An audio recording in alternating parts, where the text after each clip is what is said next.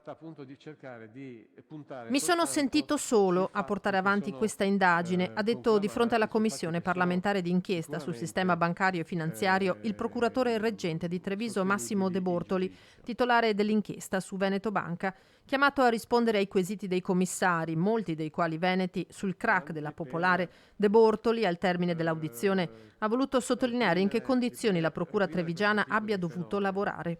L'unica arma è quella di cercare di fare presto, bene e velocemente i processi. Questo però comporta che lo Stato dovrebbe fare un particolare sforzo in questi casi.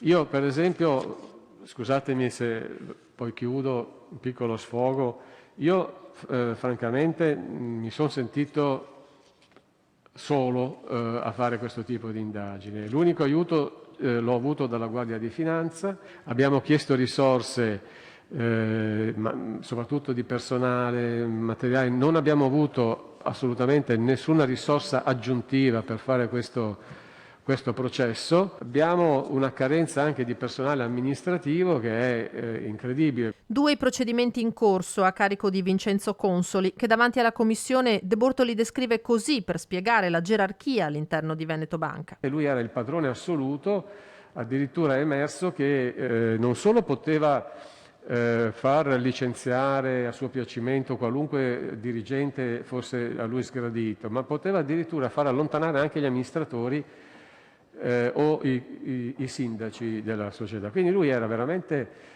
un despota assoluto. Altri 2 filoni d'inchiesta riguardano le truffe ai risparmiatori da un lato e la bancarotta dall'altra.